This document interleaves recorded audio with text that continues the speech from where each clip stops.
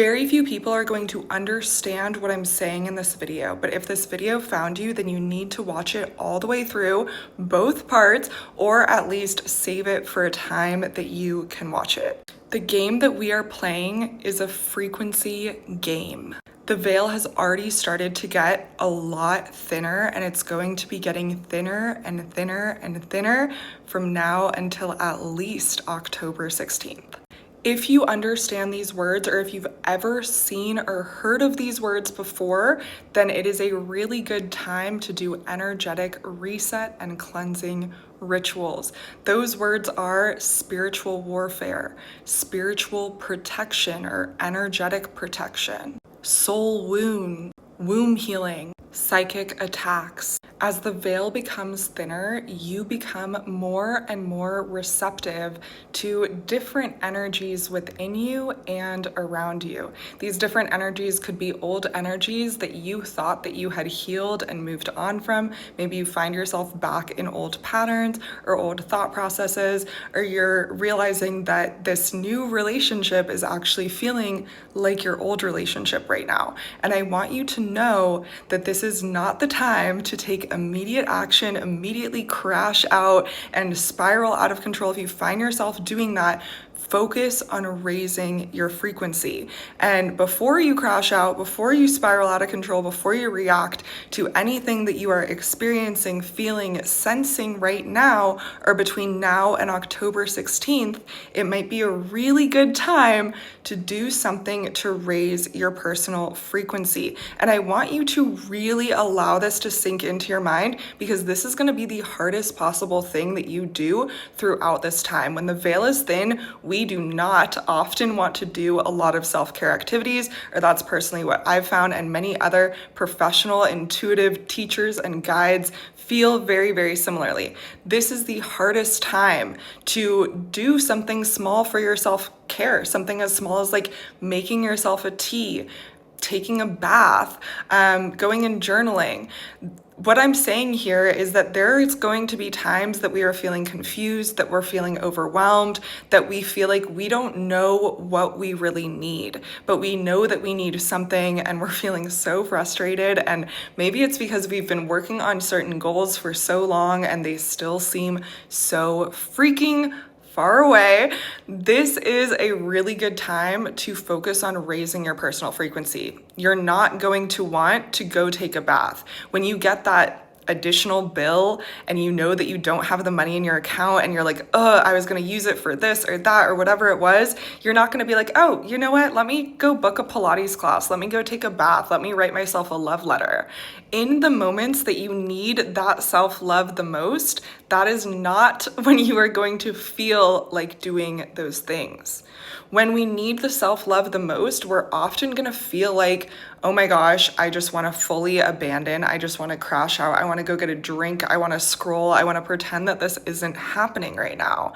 But that's when you can actually, instead of self-abandoning during those times, give yourself compassion, give yourself love, see yourself as you navigate difficulty. This is the best time to work on your self-identity. So when you are sad, when you are crying, when you are angry, when you are confused, when you are overwhelmed, how do you see yourself? It is really, really important to not see yourself as this broken person, or as this person who's constantly doomed, or is never going to get to that next level, is never going to achieve their goals. It is so important to allow yourself to move through the energies and the emotions that you are experiencing, and to also uphold a really, really positive and compassionate and nurturing self-identity. When I'm having a hard day, the way that I look at myself is like, oh, like I look at myself as I would a child that's having a really hard day, and I'm like, oh, I want to give you an extra hug. I want to make sure that you have an extra cup of tea, or maybe an extra cozy blankie if you're cold, or something like that. It is so important to have a nurturing and compassionate reaction to our own darkness and our own difficult emotions and feelings. And it is completely okay if it takes you literally like hours of procrastinating taking a cleansing bath or taking a cleansing shower or doing your laundry or whatever it could be. It's okay to procrastinate that self-care, to struggle with it. Sometimes that's part of the process. Sometimes that's part of the journey. But it is so, so important to eventually do those things. That's what it is to win this frequency game. That's what it is to truly be unstoppable. People talk about spiritual warfare, psychic attacks, how to overcome the feeling of like being cursed or like deep soul wounds, past lives, all of this stuff. And what I am here to share with you is that it all comes down to literally having a teaspoon of honey, to literally taking an Epsom salt bath. We can go as far into our darkness and our overwhelm and our confusion and our what are we going to do and spiraling out of control. We can go there. It's always available to us. But truly rescuing yourself, being someone that is moving the needle in their life, that is taking the steps to create the reality that they want to experience in this lifetime, which you deserve. You deserve whatever it is that you want to experience, and you can give that to yourself. And the path is not doing a bunch of scary, risky things sometimes. It's not taking a bunch of intense action and constantly working hard and pulling all-nighters how we've been taught. Sometimes the path to achieving our manifestations and our desires, what we deserve, our birthright, the path to that is literally taking care of yourself throughout the process and continuing to see yourself as a beautiful goddess, soldier, whatever self-identity is most empowering to you. These are the things where people often fall off track, get stuck, lose trust in themselves, because everyone has those difficulties, especially when the veil is getting thinner. Everyone has a little bit of overwhelm sometimes, a little bit of negative emotion, a little bit of stress, a little bit of pressure sometimes. Everyone experiences this. But it's our reaction to those feelings that is going to determine how our day is going to go, how productive we're going to be, how much trust we have in ourselves in the long run. It is how we react to our own grief and to our own sadness.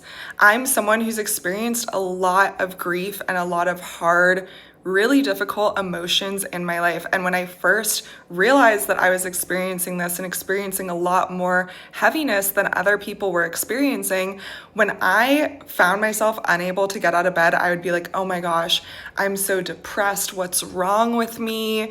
I can't believe I'm feeling this way. I do everything to feel good and I still can't feel good, right? I would start spiraling into all of these self-deprecating thoughts. And now when I have moments that I have less energy than other moments, what I say to myself is like, oh, that's evidence that you're a human being. You are a human being who has different energetic fluctuations on different days. Some days you need more sleep, some days you need more food, some days you need more exercise, and this is what it is to take care of yourself and to nurture yourself. This doesn't mean that you are stuck. This doesn't mean that you are taking steps backwards or anything like that. And sometimes the worst thing that we can do is exactly that. That is what it is to be your own enemy. That every single time you feel bad, every single time you're experiencing something new, you tell yourself, oh my gosh, I've completely fallen off track. I'm taking a million steps back. How can I be a respectable and honorable and amazing person? How could I ever achieve my manifestations if this is what I'm feeling and this is what I'm thinking right now? And I want you to know that that is the red flag within yourself. That is the exact behavior that we get to start releasing during this time. As the veil is getting thinner, this is the most important time for you to do exactly what I'm going to explain in part 2.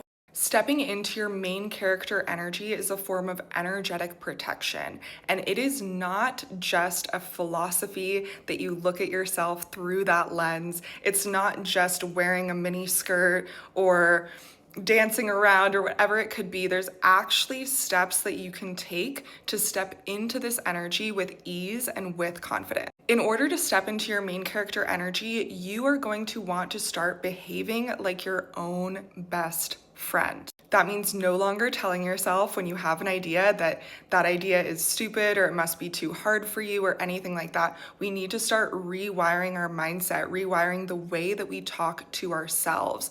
So many of us have been walking around for so many years with a really, really harsh inner critic, and we need to start retraining our inner voice to actually be our own inner cheerleader, to tell ourselves, yeah, you look amazing in that outfit. Wow, your legs look so good.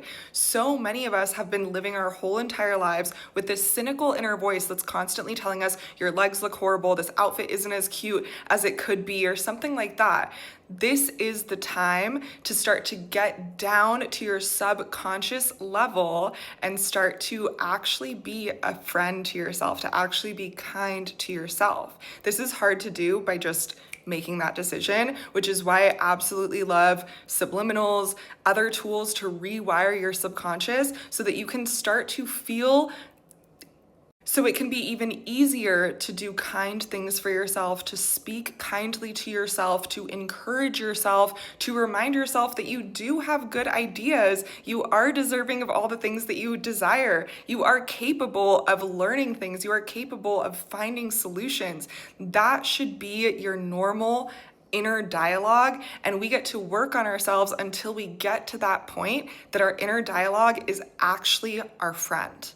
The next thing you can do to step into that main character energy is start collecting little memorabilia throughout your day. I love to collect receipts and scrapbook them. I actually junk journal, so I save little things from any travels or any adventures that I go on, and I treat any normal, basic, boring day like it's a beautiful full chapter of a book, and I am the main character, and I allow myself to just really hone in to these different scenes, right? I might collect a leaf or a flower from a different part of the garden, and I might write in my journal this whole long poem about what I felt or what I experienced in that part of the garden. So often in our everyday modern society, we've been taught that it's normal to spend hours and hours scrolling, and it's weird to collect little leaves from your walk, to write different poems about them, to go on color walks, to have a scrapbook of your life, even if you don't plan on sharing that with anybody.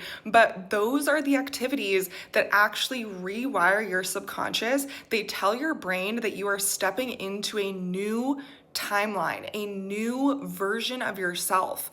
And in this new version of yourself, life is easy for you, life feels healthy and happy for you, and you are your best friend. It is fun to navigate life because you're not being so hard on yourself anymore. The next thing that I like to do to tap into my main character energy is elevating my lifestyle. And I'm going to use the word luxury, but the way that I define this word might be very, very different from how we've seen this word defined. When I'm talking about luxury, I'm not talking about having the most expensive designer items. I'm talking about living a lifestyle that is efficient for you.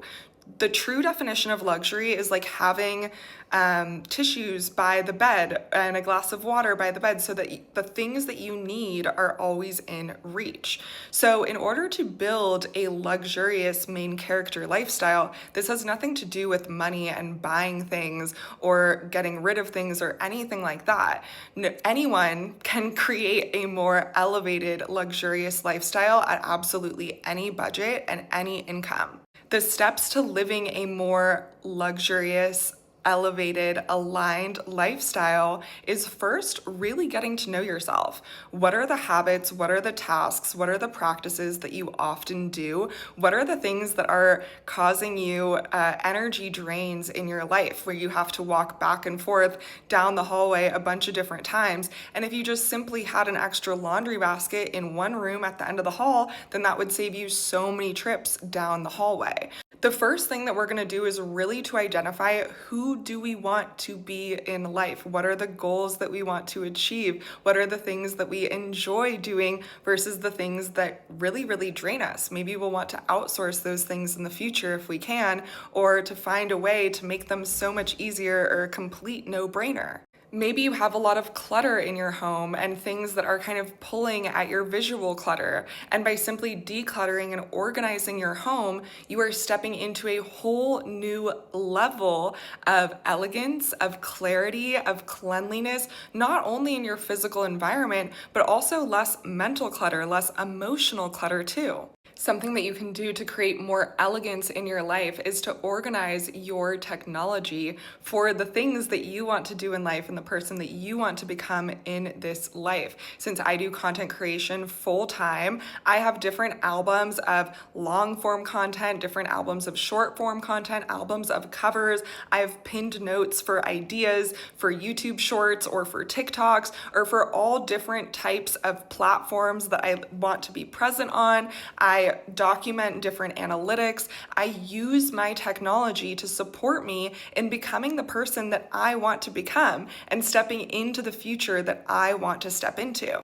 Instead of spending a Saturday night going on a date with somebody that you might not even remember or be thinking about a year from now, I spend that Saturday night actually doing a vision board exercise and a visualization meditation for the next year, the next 5 years, and the next 10 years, so I can make sure that all of my habits, all of my goals, the way that my towels are folded is in alignment with that future version of me. Over the years, I've noticed that the biggest difference between people who want to step into that main character energy versus people who actually are in that main character energy is having the discipline to actually spend time with yourself, to make that Saturday night, date night, vision board night plan with yourself, and you actually show up. Even when you don't feel good, even when there's other things that you could be doing, even when somebody invites you to go do other plans, that you genuinely prioritize yourself, that you genuinely prioritize what you want in your life. And the final big shift that I see between people who want to step into that main character manifestation dream life energy versus people who actually are in that energy is something that you might not like hearing, so don't hate me for this, but it is writing.